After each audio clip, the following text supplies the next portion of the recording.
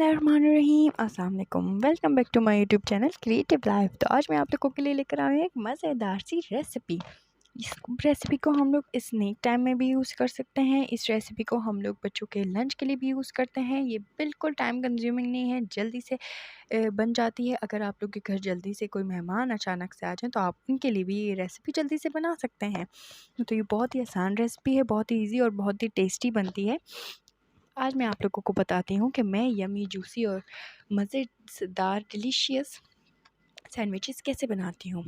तो चलते हैं रेसिपी की तरफ। यहाँ पे जी मैंने ले लिए हैं 4 एग्स। इनको मैंने बॉईल कर लिया था। बॉयल एग्स मैंने ले लिए हैं यहाँ पे और इनको बॉईल कर लें। ठीक है, एग्स ले लें और उनको बॉईल कर लें। कैबेज ले लिए मैंने हाफ़ और ले लिए हैं साथ ही साथ मैंने 2 क्यूकम्बर्स। अब हम लोगों ने इसके साथ करना क्या है ये मैं आप लोगों को अभी बताती हूँ। जो एग हमने बॉईल किए थे इनको मैं कर लूँगी कद्दूकश। इनको अच्छी तरह से मैश कर लेंगे। मैश करने के बाद इसमें क्या ऐड करना है ये भी मैं अभी आपको बताती हूँ। पहले करते हैं इनको अच्छी तरह से मैश।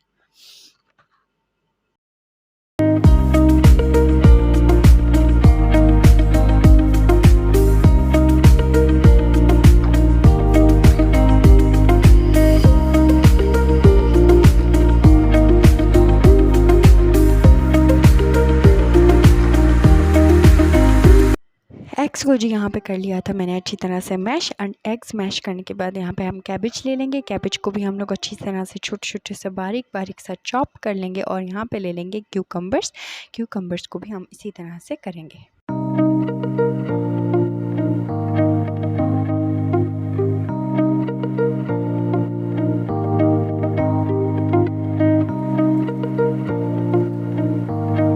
क्यूकम्बर्स को पहले मैंने अच्छी तरह से छिलके इनके उतार लिए थे, अलग कर लिए थे और इनको अच्छी तरह से मैश करके अब जो इनका वाटर है वो हमने अलग कर देना है। मतलब इनको फुल ड्राई करके हम लोगों ने रेसिपी में यूज़ करना है। ये देखें जी क्यूकम्बर मैंने ड्राई कर लिए हैं और ड्राई करने के बाद ये तीनों चीज़ें हमारे पास रेडी हैं सैंडविचेस में ऐड करने के लिए। लेकिन इससे पहले हम लोगों ने इन चीज़ों के अंदर और कौन से इंग्रेडिएंट्स ऐड करने हैं वो मैं अभी बताती हूँ। अभी तो पहले आप लोग ले लेंगे एक प्यारा सा क्यूट सा बॉल और उसके अंदर हम लोग डालेंगे हमने जो ये कैबेज चॉप की है, एग्स को मैश कर दिया है ये, और हम लोगों ने जो क्यूकम्बर्स को मैश किया है वो हम तीनों चीज़ें इसके अंदर ऐड कर देंगे। अब इसके अंदर बाकी क्या इंग्रेडिएंट्स डालने हैं वो भी मैं अभी आपको बताती हूँ। बहुत इजी रेसिपी है, बहुत मज़े की बनती है। बहुत दफ़ा मैंने ये ट्राई की हैं, बच्चों को भी बहुत ज़्यादा पसंद आती है, बड़ों को भी बहुत ज़्यादा ये पसंद आती है। आप लोग भी ज़रूर ये ट्राई कीजिएगा।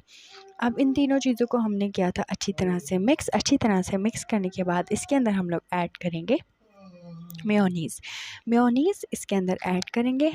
इसको बिल्कुल मतलब फ्लेम पर रखना नहीं पड़ता और ये विदाउट फ्लेम मतलब चूल्हे पे चढ़ाए बगैर या इस तरह से ये विदाउट कुक बन जाती है। ठीक है, तो ये हम लोगों ने इसके अंदर मेयोनीज़ ऐड किया। मेयोनीज़ ऐड करने के बाद इसके अंदर हम लोग बहुत अच्छी तरह से मिक्स करेंगे। अच्छी तरह से इसको मिक्स करने के बाद इसके अंदर हम लोग 2-3 और इंग्रेडिएंट्स ऐड करेंगे, वो भी मैं अभी आप लोगों को बताती हूँ। स्पाइसी बिल्कुल भी नहीं होते, बच्चे इजीली खा सकते हैं। अक्सर बच्चे इस तरह से इन चीज़ों पे बहाने कर देते हैं कि भाई ये स्पाइसी है या जो है इसमें मिर्ची बहुत है हम नहीं खाते, तो इसमें बच्चे बिल्कुल बहाना नहीं करेंगे। मेयोनीज़ वैसे ही बच्चों को बहुत ज़्यादा अच्छी लगती है और इसमें ये हेल्दी है। कैबेज भी और क्यूकम्बर भी और एग भी बच्चों के लिए बहुत अच्छा होता है, तो हम लोग बच्चों को इस तरह से चीज़ें खिला सकते हैं। इसके अंदर ऐड कर दिया है जी black pepper. Black pepper add करने के बाद इसके अंदर हम ऐड करेंगे सॉल्ट।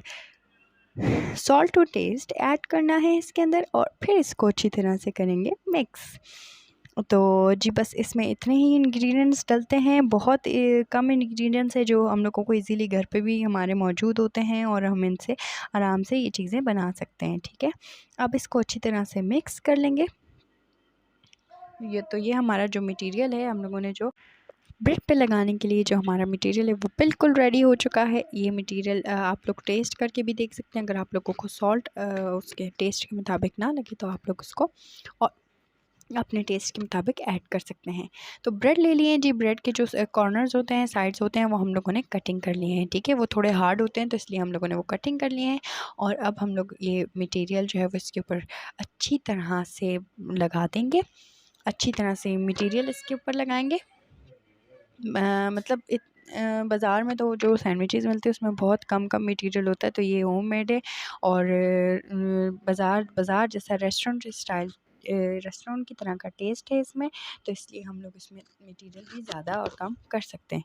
जैसे आप लोगों को पसंद हो तो हम लोगों ने इस तरह से करके इसको अभी एक और ब्रेड का पीस इसके ऊपर रख देना है और फिर इसको सैंडविच शेप में कट कर देना है। तो ये जी देखिए हमारे सैंडविच हो चुके हैं रेडी और इसको इसी तरह से हम लोग बाकी सैंडविच भी रेडी कर देंगे।